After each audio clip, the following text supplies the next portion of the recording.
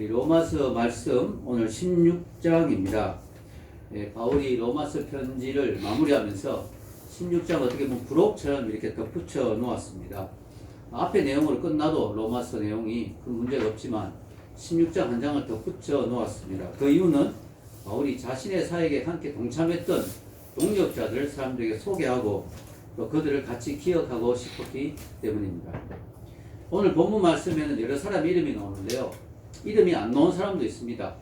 자매에게, 형제에게 이런 식의 표현으로 나올 수도 있고요. 권속에게 이렇게 표현으로 나올 수도 있죠. 그러면 더 많은 숫자지만 어쨌든 이름이 정확하게 나온 사람은 베베를 빼고 한 24명 정도 되는데요. 이 24명은 다 로마 교회에 있는 사람들입니다. 베베는 로마 교회에 있는 사람이 아니고 바울과 함께 있던 사람이었습니다. 베베를 제외하고 24명의 이름이 구체적으로 나옵니다. 그 이름 한 사람 한 사람은 바울에게 너무나 소중한 사람들이고 너무나 중요한 동력자였습니다. 그래서 이 사람들이 어떤 사람인지 같이 한번 보면서 은혜를 받고자 합니다. 바울이 가장 먼저 언급한 사람이 베베와 브리스가와 아굴라 부부입니다. 자, 먼저 베베에 대해서 한번 생각해 보겠습니다. 1절에서 2절까지 한번 읽어보겠습니다. 시작.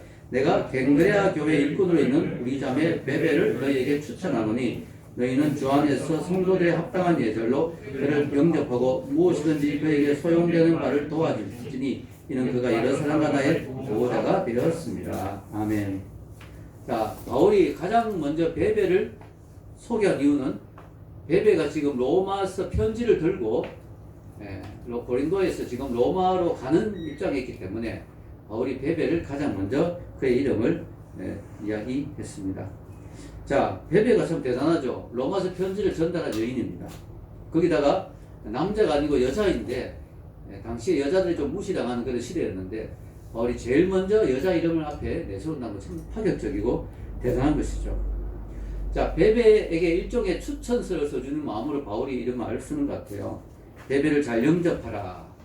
그에게 소용되는 바를 도와주라. 이런 식으로 말합니다. 그 이유는 당시에는 숙박업소가 잘 되어 있지 않았습니다. 그죠? 지금 어디 가든지 호텔이나 뭐 여관 이런 게 다 있지만 그러나 그때는 그런 게 없었기 때문에 특히 성도들이 어떤 지역을 방문했을 때 그 지역에 있는 다른 성도가 자기 집에 숙식을 제공하는 경우가 많았습니다. 호스트가 되었어. 근데 잘 모르는 사람을 함부로 자기 집에 들를 수가 없잖아요. 이런 경우에 이제 바울과 같은 유력한 사람의 추천서가 있으면 상당히 큰 도움이 되는 거죠. 그래서 바울이 그런 마음으로 베베를 그들에게 추천합니다. 지금 내 편지를 어떤 여인이 들고 갈 텐데 그의 이름은 베베인데 베베를 잘 도와주고 잘 영접하고 필요한 걸 도와주라 이렇게 이야기를 합니다. 자, 베베에 대해서 바울이 무엇이라고 이야기합니까? 여기 보면은 갱그레아 교회 일꾼으로 있는 우리 자매 베베라고 이야기합니다. 갱그레아가 어디냐면은 고린도, 당시 바울이 편지를 쓰고 있었던 고린도에서 얼마 떨어지지 않은 항구 도시입니다. 거의 뭐 가까이 붙어 있는 곳이죠. 그래서 베베가 아마 그때 고린도에 있는 바울을 방문했던 것 같습니다. 그죠? 그래서 갱그레아 교회 일꾼, 고린도 교회와 아주 가까운 그런 곳에 있습니다. 저기 일꾼이라는 단어가 헬라어로 보면 디아코노스인데요. 이 디아코노스가 뭡니까? 지금 우리말로 요즘 많이 쓰는 말 집사님이죠. 집사님이 바로 디아코노스입니다. 디아코노스. 그래서 베베가 한마디로 하면 베베 집사님이에요. 집사님. 근데 바울이 여기서 집사님이라는 직분을 강조하기 위해서 했기보다는 일꾼이다는 뜻으로 이야기를 했습니다. 일꾼. 베베는 일꾼이다. 그래서 베베는 집사님이고 일꾼이다. 일꾼. 교회의 중요한 일꾼. 즉 참 성실한 사람이죠. 교회를 정말 사랑하는 사람이죠. 그리고 교회를 위해서 많이 헌신하는 사람이죠. 또 바울이 이 베베를 소개하면서 하는 말이 단순히 교회를 열심히 섬기는 일꾼이 아니라 여러 사람들 나의 보호자가 되었다고 표현합니다. 이게 참 독특하죠. 여자인데 보통 보호자라고 하면 보디가드 이런 거 생각하죠. 보디가드. 여자인데 연약한 여자인데 무슨 보호자냐? 이게 이제 원어적으로 다른 말로 보면 후원자란 말로 됩니다. 후원자. 이걸 보면 베베가 좀 돈이 많았던 것 같아요. 사업을 하고 있었던 국제무역상이었을 수도 있습니다. 이 로마의 사업차 방문했을 수도 있어요. 아니면 여러 가지 법적인 문제를 해결하기 위해서 로마를 방문했을 수도 있어요. 그래서 로마에 있는 교인들에게 너희들이 좀 필요한 거 도와주라 이렇게 말했을 수도 있고. 어쨌든 이 베베는 약간 루디아 비슷하게 그죠? 자주장사 루디아 비슷하게 약간 이렇게 재정적으로 여유가 있는 그리고 좀 어떻게 보면 사회적으로도 조금 영향력이 있는 그런 여인이었던 것 같습니다. 자, 이 여인이 바울과 또 그의 동력자들을 뒤에서 후원해주고 보호해주고 도와주는 아주 참 큰 손, 아주 참 빅마마 이런 역할을 좀 한 것 같아요. 예, 참 귀한 것 같습니다. 교회에 이런 분이 많이 있으면 좋지요. 말없이 뒤에서 조용히 섬기면서 또 후원해주고 지지해주고 보호해주고 도와주는 그런 사람들이 많으면 참 사역자들이 힘이 나죠. 예, 이런 분들이 있습니다 보면 그죠 교회에. 예, 귀한 분들이죠. 자, 이 베베를 도와주라. 교회 베베가 귀한 사람이다. 이렇게 이야기하면서 이제 그때부터 이제 바울은 로마 교회에 있는 사람들의 이름을 언급합니다. 참 신기하죠. 바울은 지금 고린도 교회에서 로마 교회 편지를 쓰는데 로마에 있는 사람들의 이름을 이렇게 많이 안다는 게 참 신기합니다. 바울이 그만큼 뭐냐면은 이 네트워크가 좋았다는 거야.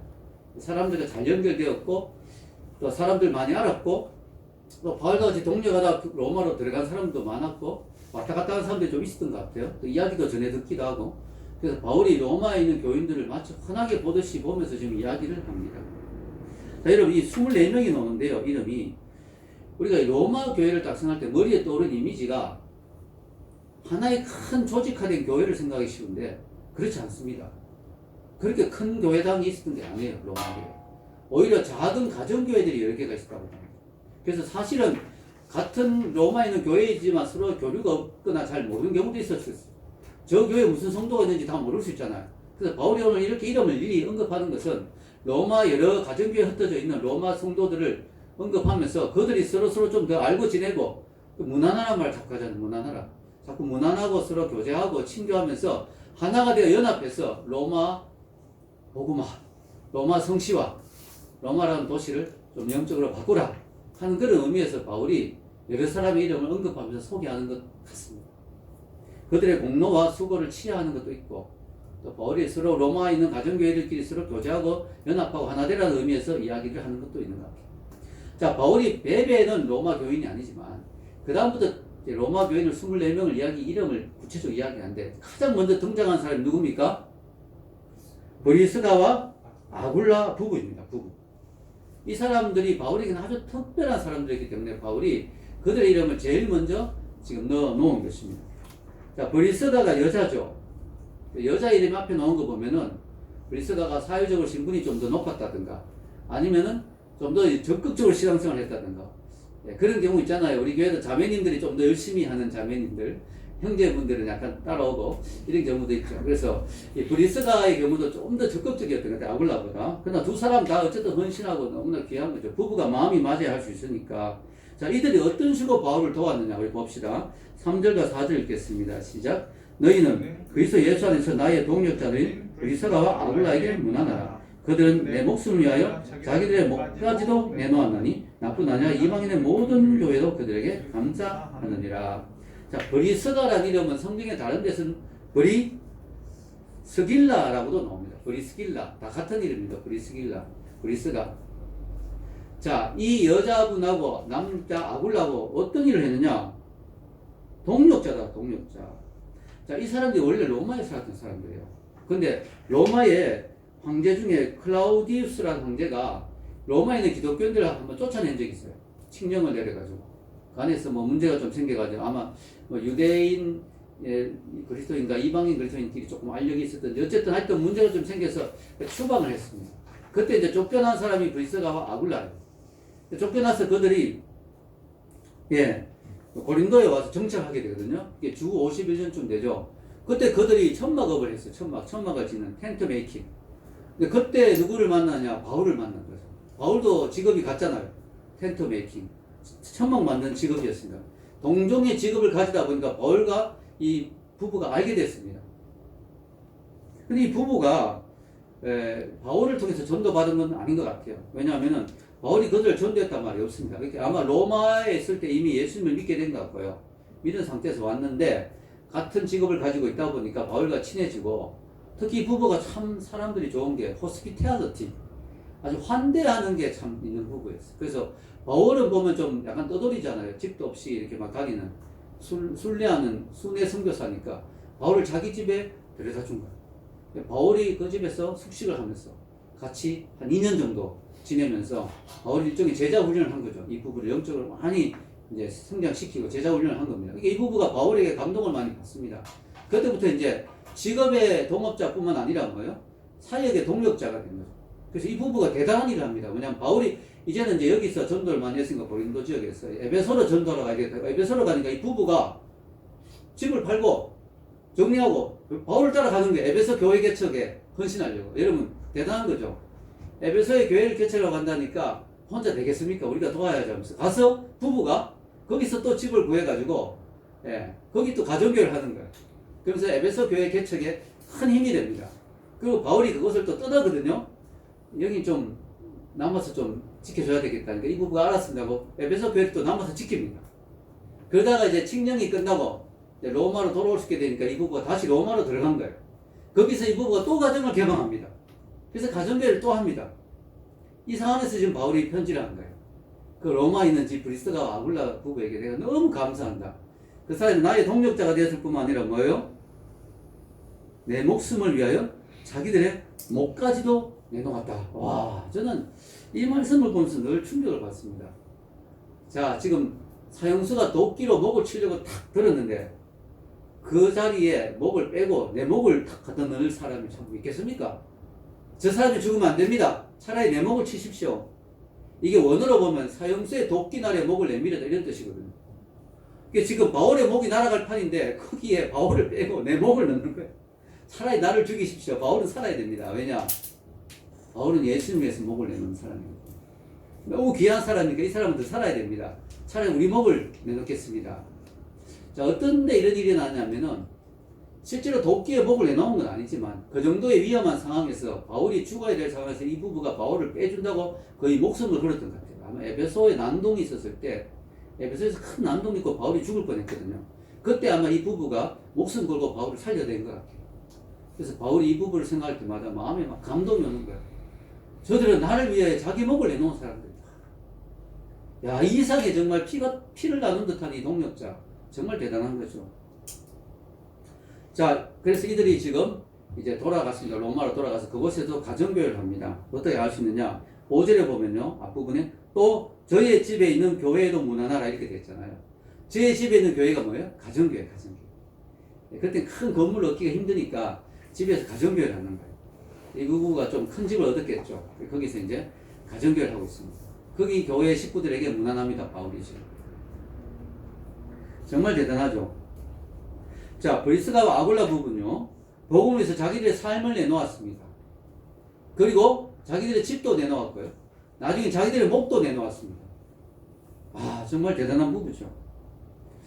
브리스가와 아굴라는 아름답게 섬긴 부부 커플 사역자의 모델입니다. 여러분, 우리가 개인적으로 주님을 열심히 섬기는 것도 참 귀하고 너무 아름답지만 또 개인으로 섬겨서 더 편하고 자유롭고 더 잘할 수 있는 부분도 있지만 때로는 이렇게 부부가 되어서 부부로서 같이 섬길 때 또 참 시너지 효과가 일어나고 참 아름다운 것 같아요. 그래서 여러분, 우리 교회에 점점 결혼하는 가정들이 많아지는데요. 같이 기도하면서 부부가 같이 교회를 더 잘 섬길 수 있도록 그렇게 되는 부부가 많아지면 좋겠습니다. 아멘. 자, 그 다음에 이제 바울이 소개한 사람이 아시아의 첫 열매인 에베네도입니다. 에베네도. 자, 우리 5절 한번 읽겠습니다. 시작. 또 저의 집에 있는 교회도 문안하라. 내가 사랑하는 에베네도에게 문안하라. 그는 아시아에서 그리스도께 처음 맺은 열매니라. 자, 여기 보면 저희 집에 있는 교회는 누구 집이라고 했죠? 브리스가와 아굴라였죠. 자, 그 다음에 나온 사람이 에베네도입니다. 에베네도의 특징이 뭐예요? 아시아에서 그리스도께 처음 맺은 열매다. 이렇게 이야기합니다. 근데요, 에베네도에게 붙는 수식어가 있죠. 바울이 에베네도로 뭐라고 합니까? 내가 사랑하는. 왜냐면 바울은 에베네도만 딱 생각하면 막 마음에 막 사랑이 생기는 거예요. 너무 사랑스러운 거예요. 한마디로 너무 사랑스럽다는 거죠. 왜 그럴까요? 아시아에서 이건 첫 열매다. 바울이 아시아로 선교하러 나갔어요. 거기서 제일 처음으로 예수를 믿게 된 첫 열매예요. 이 첫 열매라는 건 참 의미가 있잖아요. 하나님 지금 아시아에서 구원 사역을 하신다는 증거잖아요. 하나님 나를 통해서 일하신다는 그런 사인이잖아요. 우리가 이 예수님을 믿고 전도하다 보면 여러 사람을 전도하게 됩니다. 그죠? 여러 사람을 복음을 전하게 되고 그들이 구원받게 되고 그런 일들이 일어나죠. 여러분, 평생 전도하다 보면 여러 사람을 구원하지 않겠습니까? 근데 늘 제일 기억나는 사람이 첫 열매예요. 첫 열매. 야, 나를 통해서 제일 처음으로 예수 믿었던 그 사람이 제일 오래 기억에 남죠. 자, 여러분, 제가 이 말씀을 준비하면서 저도 내 첫 열매가 누군가 좀 생각해 봤어요. 그러니까 딱 머리에 떠오르는 자매가 있었어요. 제가 대학교 때 대학 2학년 때 예수님을 영접했습니다. 영어 성경 공부 모임을 통해서 예수님을 영접했습니다. 그러니까 너무 은혜를 많이 받아가지고 너무 예수님을 전하고 싶은 거예요. 막 거리 전도도 하고 캠퍼스 전도도 했는데 전도가 쉽지 않잖아요. 참 효과적인 방법이 뭐냐면 내가 전도 당했던 그 방법을 써야 되겠다 싶어서 외국인 선교사님 집에 일주일에 한 번씩 영어 성경 모임이 있었는데 또 각 대학교마다 동아리 모임이 있었거든요. 동아리에서 제가 영어 성경 공부 동아리를 이제 만들어가지고 거기서 후배들을 전도하려고 이제 영어를 가르쳐 줍니다. 이래가지고 타임즈하고 그죠? 뉴스위크지 이런 거, 또 영어 성경 또 토플, 보캐브러리 뭐 이런 거 막 해가지고 가르치니까 후배들이 막 들어온 거예요. 근데 이제 뭐 학기 때는 좀 바쁘니까 집중적으로 영어 공부하기 좀 힘드니까 방학 때 되면 우리는 방을 빌렸어요. 방을. 다행히 우리 부모님이 이렇게 좋은 방이 하나 또 있어가지고 돈 주고 빌리지 않고 그 방을 이제 방학 때마다 우리가 썼죠. 그래가지고 한 10명 정도, 12명 정도 들어갈 수 있던 것 같아요. 거기다가 하루 종일 공부하는 거예요. 아침에 9시쯤 오면은 이제 점심 때까지 공부하고 점심 라면 하나 끓여 먹고 그 다음에 오후도 한 6시까지 공부하는 거야. 그리고 저녁에 이제 헤어져가 집에 가서 저녁 먹고 쉬는 게 아닙니다. 다음날 예습을 다 해야 돼. 다음날 토플하고 뭐 바퀴벌레, 보캐브러리, 토끼풀, 토플 뭐 이런 거 타임지 미리 막 다 예습해 가야 됩니다. 안 해가면 다음날 아주 망신당하거든요. 돌아가면서 한 잔씩 막 해석하는데 얼굴 벌개지고 이러니까 또 밤늦게까지 공부하는 거예요. 여러분 그래가지고 하루 종일 영어 공부하는 거예요. 그러면 한 2달 하면요 영어 확 늡니다. 우리가 그때 계약할 때마다 했는 말이 있었어요. 야 이제 계약했으니까 좀 쉬어보자. 방학 때 너무 열심히 해가지고 계약하니까 그때부터 좀 쉬자 이런 말이 나올 정도로 무료로 제가 선배인데 무료로 다 가르쳐줬는데 조건이 있어요. 뭐냐면 아침에 30분 동안 영어 성경 공부하는 거 나하고 영어로 큐티하는 거 영어로 성경 공부하는 게 조건입니다. 후배들이 뭐 그때 큰 거부감이 없으니까 좋다고 그래서 이제 온 거죠. 그래서 하루 종일 같이 공부했어요. 거의 매일 점심 때 라면 먹어가지고 그때 배탈이 많이 났어요. 나중에 고생도 많이 했습니다. 어쨌든 그래가지고요 30분 동안 하는데 뭐 저는 그때 신학도 하기 전이고 신학교 갈 생각도 안 했거든요. 그러니까 뭐 제 영어 설교가 얼마나 뭐 대단했겠습니까? 영어도 잘 못하고 그런데 근데 그때 이제 후배 중에 영경이라는 아이가 있어요. 이영경. 이 아이는 대학 1학년 때 들어올 때 영어 교육학과를 들어왔는데 4년 전액 장학생이 됐어요. 영어를 너무 잘하는 거야. 똑똑해요. 영어를 잘해요. 4년 동안 학비 하나도 안 내도 돼. 전액 장학생이거든요. 제가 지금도 첫 수업이 기억나는데 걔가 이제 동아리 모임에 뉴스위크 제스한테 딱 들어왔는데 되게 자신감 있게 딱 앉더라고요. 해석 시켜보니까 해석을 줄줄줄 하는데 선배니까 제가 더 낫죠 아무래도. 딱 보니까 틀린 부분이 있어요. 해석 쫙 하는데 아주 자신있게 딱 앉아있더라고요. 제가 네 정확하게 틀렸습니다. 그러면서 이제 다시 해석해주니까 깜짝 놀라더라고요. 그러면서 이제 그때부터 열심히 나오는 거예요. 근데 얘가 이제 믿는 집안. 근데 얘 혼자 교회를 안 가는 거예요. 왜냐하면은 너무 똑똑하고 잘나다 보니까 자기 혼자 힘으로 살 수 있으니까 하나님 의지할 필요가 어디 있느냐 이렇게 생각하고 있고 세상에 바보 같은 사람이 교회 가서 시간 낭비하고 헌금하다가 돈 낭비하는 사람들 이렇게 생각한 게 그가 생각했어요. 근데 너무 감사하게도 여름 방학 때 저와 같이 밤스타디를 했는데 스타디가 끝났는데 얘가 교회를 다니기 시작한 거예요. 그래 보니까 예수님을 영접한 거죠. 저는 너무너무 놀랐습니다. 정말 그때는 정말 뭐 지금처럼 뭐 전문적으로 신학을 공부하고 이런 게 아닌데 제 어설픈 설교를 듣고 예수를 믿는 사람이 나왔다는 게 너무 신기한 거죠. 그게 저의 첫 열매였습니다. 그래서 제가 신학을 결심한 데서 걔가 상당히 영향을 끼쳤어요. 하나님 나를 통해서 일하시는구나. 누군가를 구원하시는구나. 이걸 이제 제가 깨달으면서 많이 용기를 얻었습니다. 신학해야 되겠다. 그럼 영경이는 그 이후 어떻게 됐을까요? 신앙생활 열심히 하는 듯 했어요. 그래서 저는 그걸 보고 이제 신학교 간다고 서울에 가고 미국에 유학 가고 오랫동안 영경이를 못 만났습니다. 소식도 못 들었고 어디 뭐 교사로 있다는 말 슬쩍 들은 것 같아요. 영어 교육학과 나왔으니까 영어 선생님 하고 있겠구나 이렇게 생각했는데 유학이 거의 끝나갈 무렵 잠시 한국에 방문할 일이 있었습니다. 그때가 2003년이었습니다. 한국에 방문해서 이제 아버님 댁에서 저녁 식사를 하려고 준비하는데 앞에 신문을 이렇게 펼쳤어요. 내일이면 다시 미국으로 다시 이제 공부가 나오기 때문에 귀국해야 되는데 신문을 딱 펼쳤는데 그 전날 있었던 경부선 열차 추돌 사고에 대한 기사가 나왔어요. 열차가 이렇게 서 있는데 앞에 열차가 갑자기 들어와 버려가지고 황 해가지고 어떤 조그만 아이 이쪽에 있던 조그만 아이 하나고 이쪽에 있던 어떤 한 사람이 죽은 거야. 그 사람이 여교사인데 밀양고등학교 영어 선생님이면서 이름이 이영경이라는 거죠. 저 너무 깜짝 놀랐습니다. 내가 알고 있는 이 나의 첫 열매, 이 자매의 인포메이션하고 너무 똑같은 거죠. 제가 너무 놀래가지고 신문을 던지고 영화실로 뛰어갔습니다. 갔더니 그 전날 죽은 여선생님이 바로 제가 알고 있던 그 영경이가 맞았어요. 그때 처음으로 그 어머니와 그 언니를 만날 수가 있었죠. 그리고 여러 가지 이야기를 나누었습니다. 영경이는 예수님을 믿고 그 이후부터 한 번도 흔들리지 않고 신앙의 길을 쭉 걸어갔던 것 같아요. 그리고 밀양고등학교 영어 선생님이 되어서 영어 성경 공부인지 하여튼 영어 기독교 동아리를 만들어가지고 거기서 아이들을 열심히 가르치고 또 신앙적 아이들을 많이 도와주고 방학 때도 수업 안 나가도 되는데 보충 수업 해주려고 가다가 그 사고를 당한 것입니다. 예수님의 빛과 향기를 드러내는 참 모범적인 기독교 선생님이었다고 학생들이 와서 또 증언해 주었습니다.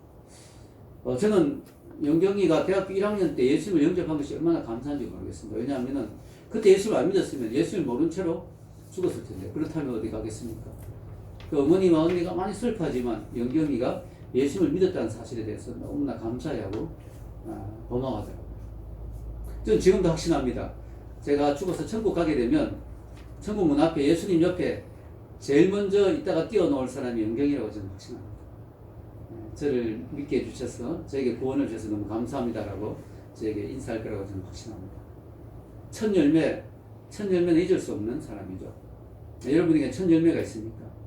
아직까지 한 명도 구원 못했다 그러면 기도하면서 첫 열매를 달라고 기도하시면 좋겠습니다. 아멘. 첫 열매가 너무 귀한 거죠. 너무나 아름다운 것이죠. 그래서 바울은 에베네도를 생각하면 마음에 흐뭇한 미소가 떠오릅니다. 나의 첫 열매 에베네도. 그 다음에 그는 마리아를 언급합니다. 6절 읽겠습니다.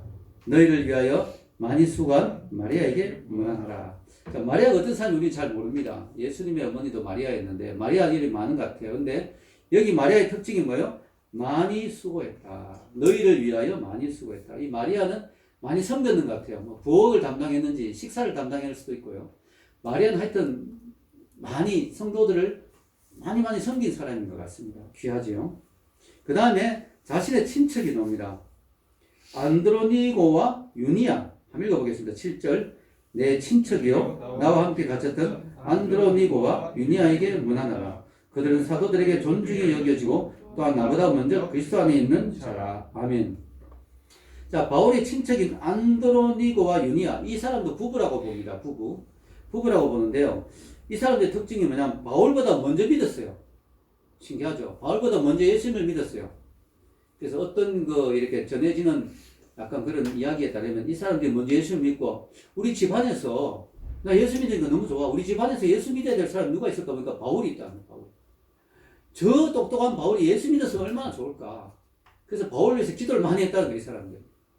그래서 바울이 예수를 믿게 됐다 하는 그런 말도 있습니다. 자, 이 사람들이 어느 정도 열심히냐면 바울과 함께 갇혔다 이래요. 그러니까 바울이 들어간 감옥에 같이 들어가는, 복음을 전하다가 바울처럼 감옥에 같이 그런 일까지 한 아주 대단한 사람들이죠. 이 사람들이 선교사라고 보는 사람들입니다. 선교사. 왜냐하면은 사도들에게 존중이 여겨지고라고 되어 있죠. 이게 원어로 보면 사도들 가운데 뛰어나고 존중이 여김을 받을 정도로 뛰어나다는 의미입니다. 탁월하다는 의미입니다. 이 사도는 12사도가 아닙니다. 이 사도의 의미가 뭐예요? 보내심을 받은 자죠. 여러분, 보내심을 받은 자가 선교사잖아요. 그래서 이 부부가 선교사들이라는 거예요. 근데 다른 선교사들 중에서 뛰어난 선교사였다. 여러 선교사들 중에서 뛰어난 선교사였다. 이걸 알 수가 있죠. 그래서 이 귀한 부부, 바울에게 참 이런 귀한 부부가 있었다, 아는 사람이 있었다는 것은 대단한 거고요. 그 다음에 이제 바울이 또 언급합니다. 다 바울이 사랑하는 사람들이었죠. 8절에서 9절까지 읽겠습니다. 또 주 안에서 내 사랑하는 암블리아에게 문안하라. 교사에서 우리의 동력자인 우르바노와 나의 사랑하는 스타고에게 문안하라. 자, 바울이 사랑하는 사람들, 동력자, 나의 사랑하는 사람들, 이렇게 했는데 이들이 구체적으로 어떤 일을 했는지 잘 안 나와요. 그런데 이들의 이름이 보면 이게 좀 노예들의 이름입니다. 노예들. 이렇게 이 사람들이 이렇게 좀 노예들이었던 사람도 있는 것 같고, 여기 보면 암블리아, 우르바노, 이건 당시 아주 흔한 노예 이름이었거든요. 바울이 참 노예도 천시하지 않고 무시하지 않고 귀하게 여기죠. 귀하게 여기고 또 노예들도 이 교회에서 아주 귀한 역할들을 담당하는 것을 우리가 알 수가 있습니다. 그 다음에 바울은 개인적으로 아벨라와 헤로디온에게 문안할 뿐만 아니라 아리스토블로와 나기스의 권속과 가족들에게 문안합니다. 이게 가정교회거든요. 이거도 우리 한번 읽어보겠습니다. 10절에서 11절 읽겠습니다. 그리스도 안에서 인정함을 받은 아벨레에게 문안하라. 아리스토블로의 권속에게 문안하라. 내 친척 헤로디온에게 문안하라. 나기스의 가족 중 주안에 있는 자들에게 문안하라. 자, 이 아벨 앞에 들어가는 수식어가 있죠. 뭐요? 그리스도 안에서 인정함을 받은. 자, 아벨레는 어떤 일을 겪었는지 몰라도 그리스도 앞에서 인정받았어요. 이게 이제 좀 원어적으로 보면 혹독한 시험과 시련을 통과했던 그런 의미거든요. 이 사람은 뭔지 몰라도 하여튼 아주 혹독한 인생의 고난을 겪었던 것 같아요. 근데 그걸 믿음으로 잘 통과해서 그래서 예수님께 인정받은 사람이에요. 이 사람이 아벨. 헤로디온은 헤롯가에 속한 사람이라고 봅니다. 헤롯가에 속한 사람. 그래서 헤로디온이나 아리스토블로 이 사람도 헤롯 아그리파 1세의 형제라고 알려져 있습니다. 나기스 이 사람도 클라우디우스 황제 때 권력자였어요. 지금 나온 사람들이 되게 이렇게 귀족들이죠, 귀족들. 근데 이 사람들 자체에게 무난한 게 아니고 권속이나 가족에게 무난합니다. 그러면 이 사람들이 이미 죽었을 수도 있고요. 아니면 이 사람들은 아직 안 믿고 있을 수도 있어요. 어쨌든 이런 좋은 집안, 아주 그 귀족 집안에서 믿는 사람들이 많이 나왔다는 거죠. 그걸 우리가 알 수가 있습니다. 자, 그 다음에 이제 자매들의 이름이 나오는데요. 자, 12절에 보면 자매들의 이름이 쭉 나옵니다. 읽어보겠습니다. 주 안에서 수고한 드루베나와 드루보사에게 문안하라. 주 안에서 많이 수고하고 사랑하는 버시에게 문안하라. 이 자매들인데요. 특히 드루베나와 드루보사, 드루죠, 드루. 드루란 뜻이 뭐냐면 당시에 로마식으로 쌍둥이에 붙이는 이름입니다. 흔한 이름. 네. 자, 베나라는 말은 우아하다는 뜻이고요. 보사란 말은 섬세하다는 뜻입니다. 이 두 자매가 쌍둥이인데 한 자매는 되게 우아하고 한 자매는 되게 섬세한 아주 멋있는 자매들이죠. 쌍둥이 자매가. 예. 자, 이 쌍둥이 자매들이 참 수고를 많이 한 것 같아요. 주 안에서 수고한 드루베나와 드루보사. 또 버시라는 여인도 수고를 많이 했죠. 주 안에서 많이 수고하고 사랑하는 버시. 이렇게 이 초대 교회는 여인들의 헌신으로 많은 도움을 받은 것 같아요. 우리나라도 교회가 부흥할 때 여인들이 많이 수고했어요. 구역장님들이 대부분 여인들이었죠. 그러니까 우리 한국교회 지금 부흥의 정체기가 왔죠. 그 이유 중에 하나가 어떤 교회 성장학자가 연구해 보니까 자매님들이 전부 직업을 가져가지고 구역장을 안 하고 이제 다 회사 간다는 거예요. 옛날엔 다 교회 모회가 구역장 하면서 집집마다 다니면서 전도했다는 거죠. 근데 이런 자매들이 없어져가지고 이제는 교회가 부흥을 안 한다. 이런 말이 나올 정도로 자매들이 교회에 참 큰 역할을 많이 합니다. 자, 이제 또 재미있는 이름이 나오죠. 특별한 이름인데 13절에 한번 읽어보겠습니다. 주 안에서 택하심을 입은 루포와 그의 어머니에게 문안하라. 그의 어머니는 곧 내 어머니니라. 루포가 누굴까요? 구레네 시몬의 아들의 이름이 루포죠. 루포. 자, 구레네 시몬이 억지로 예수님의 십자가를 진 사람입니다. 그죠? 예.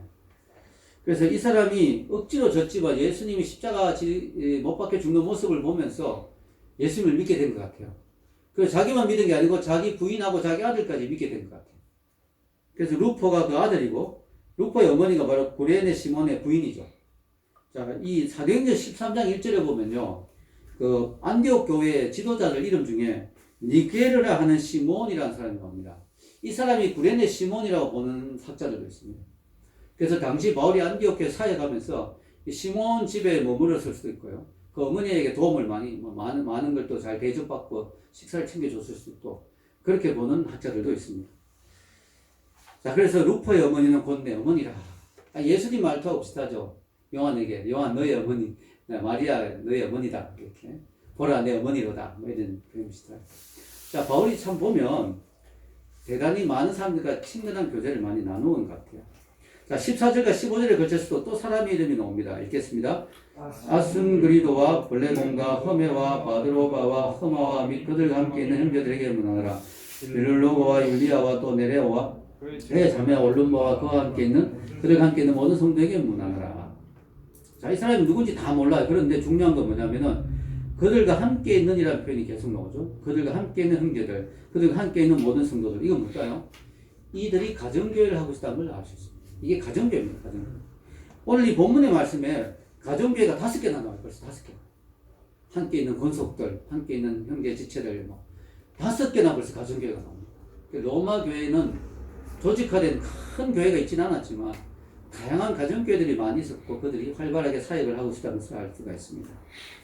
자, 이제 마지막으로 16절에 보면 바울이 뭐라고 이야기합니까? 읽겠습니다. 너희가 거룩하게 입맞춤으로 서로 문안하라. 그리스도의 모든 교회가 다 너에게 문안하느니라. 바울이 계속 하는 말이 문안하라, 문안하라, 문안하라. 예, 계속 교제하라. 성도가 교제가 활발해야 된다. 문안하라. 근데 여기 보면 너희가 거룩하게 입맞춤으로 홀리 키스. 제가 이 말씀 보면서 늘 궁금해. 진짜 입을 맞췄을까? 진짜 입을 맞췄을까? 바울이 진짜 입을 맞춰란 말입니다. 성도들끼리만 입 맞추면 야 이거 근데요 제가 궁금해서 주석을 막 찾아보니까요 당시 문화는 아주 친한 가족끼리 입을 맞췄대요. 문화 인사로. 네. 그래서 이 말이 아주 틀린 말은 아니에요.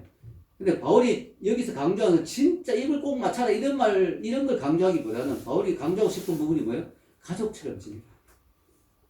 그럼 우리는 입 맞춰야 될까요, 지금? 아니죠. 한국 문화에서는 가족끼리도 입 맞추지 않습니다. 우리 아이들 진짜 싫어합니다, 입 맞추려면. 가족끼리도 입 맞추지 않아요. 그러니까 한국 문화에서는 꼭 입을 꼭 맞출 필요는 없어요. 우리 성도들끼리도 입을 맞출 필요 없고, 다만, 가족 같은 마음으로 서로 대하라, 문안하라. 그리고 지금은 코로나 시대니까 더욱 입 맞추면 안 되겠죠. 네. 그래서 사실 성경의 이 번역이 현대적으로 번역은 어디 다른 번역에 보면 악수하라 이렇게 되어 있습니다. 악수하라. 왜냐면 이게 더 어울리거든요. 현대적으로 보면. 교회에서 악수하잖아요. 근데 지금 악수도 하면 안 됩니다. 코로나 시대. 그래서 주먹 악수하라. 아니면 눈 맞춰라. 눈으로. 안녕. 이렇게 해야 될 것 같아요. 이 성경 말씀은요. 시대와 관세에 맞게 어느 정도 적용할 수가 있겠죠. 근데 중요한 건 이 정신을 잊지 말아요. 정신은 뭐예요? 교회 안에서 서로 가족처럼 사랑하고 서로 귀하게 생각하라. 하나 되라. 이런 뜻을 말하고 있는 것입니다. 자, 여기 바울이 오늘 사역을 하는 데 있어서 동역자가 많이 나오는데요. 이 동역자들이 지금 뭐 20몇 명 나오지만요. 또 뒤에도 더 나오죠. 그리고 또 바울이 다른 동역자도 많습니다. 그래서 사실은 바울이 사역하면서 수백 명과 같이 사역했다고 봅니다. 그러니까 바울의 사역이 뭐예요? 팀 사역이다, 팀 사역. 이 바울이요, 우리는 생각하는 이미지가 뭐예요? 독불 장군 같은 이미지를 생각하죠. 바울이 워낙 파워가 있고, 워낙 능력이 있고, 뛰어나고, 혼자 막 다 할 것 같이 생각하는데, 바울은 철저하게 팀 사역을 했어요. 그러니까 바울이 교회를 그렇게 많이 개척할 수 있었던 거죠. 한 교회에서 자기가 있으면 고린도 교회 개척하면 빌립보 교회는 어떻게 개척하겠어요? 에베소 교회는 어떻게 개척? 거기 또 사람을 세워놓고 동력하고 세워놓고 사역자 세워놓고 그들을 인정해주고 그들을 리더로 세우고 또 다른 모습으로 가는 거야 바울. 이 바울의 팀 사역. 다양한 사람들입니다. 안드로니고 아벨레 아리스토볼로 아순그리도는 헬라식 이름이고요. 아굴라 암블리아는 라틴식 이름이고요. 베베 브리스가 마리아 유니아 드루베나 드루버사 버시 율리아는 여성의 이름이고요. 암블리아 우르바노 험메 빌룰로고 율리아 등은 흔한 노예 이름이고요. 또 왕족의 이름도 나오고요. 다양합니다. 특히 오늘 소개한 24명 이름 그리고 이름이 나오지 않는 사람들 루퍼의 어머니 이런 사람들 이름 안 나오잖아요. 그 사람도 여자죠. 루퍼의 어머니니까. 이렇게 다 합치면 26명이 나오는데요. 그 중에 9명이 여자라는 거예요. 특히 제일 처음에 여자 이름이 나오고요. 우리가 보통 오해하고 있는 게 바울이 남성 우월주의자다. 뭐 여자는 교회에서 잠잠하라 이런 말도 있고 이래가지고 그때 문화를 보고 이해를 해야 되는데 잘못 이해하면 바울이 남성 우월주의자다. 여자를 막 무시하는 사람. 여자가 어디서 교회에 나서고 이렇게 생각하는 사람인가 생각하는데 아니다는 거예요. 바울이 보면 여기 보면 완전히 바울은 여성들을 존중하고 인정하고 아주 동등한 사역자로 인정하잖아요. 심지어는 자기 그 귀중한 로마서까지 베베에게 맡겨서 로마에 갖다 주라. 이렇게 신뢰할 정도로 바울이 여성들을 아주 존중하고 나의 사랑하는 이렇게 표현하고 그러죠. 바울은 결코 독불 장군이 아니었고 남성우월주의자가 아니었다는 것입니다. 자, 오늘 여기서 바울이 또 계속 되풀이하는 말이 있어요. 뭔가 주 안에서, 그리스도 안에서, 예수 그리스도 안에서, 뭐 그리스도 예수 안에서 이런 말들을 계속합니다. 여러 번 나옵니다. 주 안에서. 이 말이 뭡니까? 이들이 나하고 너무너무 친하고 나의 동력자고 나하고 같이 생사고락을 같이 하고 나의 정말 중요한 동지들인데 주님 안에서 즉 인간적인 교제를 한 사람들이 아니라는 거죠. 인간적으로 뜻이 맞아서 같이 일하는 사람이 아니라는 거죠. 여러분 바울의 교제는 철저히 인간적인 정분을 나누는 교제가 아니에요. 주님 안에서 예수님 때문에 맺어진 관계. 아멘. 이 관계가 아름다운 관계죠. 이 관계가 아름답죠. 우리가 세상적인 친구들은요, 시간이 지나면 점점 흘러갑니다. 그죠? 떠내려갑니다. 사라집니다. 점점 관계가 흩어집니다. 그러나 그리스도 안에서 맺어진 관계는 시간이 지나서 더 아름다워지고 깊어지고 더 빛이 나는 것 같아요. 우리 교회도 보면 주님 안에서 우리 한 형제 가족으로 맺어졌잖아요. 이웃 친척보다 우리 진짜 형제보다 더 가깝게 느껴질 때가 많잖아요. 우리 교회 안에서도. 그래서 우리가 이 주 안에서 만났다는 거죠. 바울도 이 주 안에서 동역자들을 만났다는 것이죠. 그래서 우리도 같이 주님 안에서 이 교회를 더 아름답게 세워나가야 됩니다. 아멘. 결론을 내리겠습니다. 오늘 저는 바울의 동역자들이라는 제목으로 말씀을 전하였습니다. 로마서 16장에서 바울이 인사말을 남기는데요. 여러 사람 이름 이야기하죠.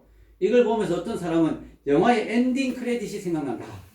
우리 멋진 영화 딱 나오면 그 영화 끝에 뭐예요? 수고해 주신 분들, 협찬한 분들, 특별 출연해 주신 분들 쫙 나오잖아요. 주연 쫙 나오잖아요. 이름이 쫙 나오잖아요. 어떤 수십 개, 수백 개 막 나오잖아요.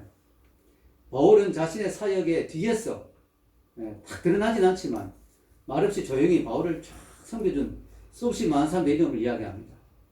그저 한 사람 한 사람 도움이 있었기 때문에 바울이 뭐예요? 엄청난 일을 할 수가 있었던 거죠. 우리는요, 우리 개인이 수백만 명에게 영향을 끼칠 수 없지만 수백만 명에게 영향을 끼칠 수 있는 어떤 사람을 도울 수는 있어요. 아멘? 네. 저는요, 만약에 16장에 쓰여지지 않았다면 참 아쉬웠을 것 같아요. 바울을 어떤 사람이 어떤 식으로 어떻게 도왔는지 잘 모르니까 바울이 이게 16장을 써서 참 감사합니다. 하나님 왜 마지막에 부록처럼 16장을 넣어 놓으셨을까요? 그것은 우리가 바울의 동역자들처럼 천국에 갔을 때 말없이 이름 없이 빚 없이 섬길 때 우리 이름을 하나님이 다 기억해 주시겠다는 의미입니다. 여기 보면 우리가 누군지도 모르는 이름들 많잖아요. 특히 노예들의 이름 암블리아, 우르바노, 흠에 이런 이름들 이름 뭐 했는지 우리 다 알 수 없지만 하나님 이름을 기억하고 계십니다. 노예들이지만 그들의 이름을 다 기억하고 계십니다. 우리가 천국 갔을 때 우리가 주를 위해서 했는 모든 헌신과 수본 봉사들이 다 기억될 걸로 믿습니다. 그래서 기억하시면서 오늘도 열심히 맡은 자리에서 최선을 다해 동역하고 같이 주를 섬겨나가는 저와 여러분이 되기를 주의 이름으로 축원합니다. 같이 기도하겠습니다.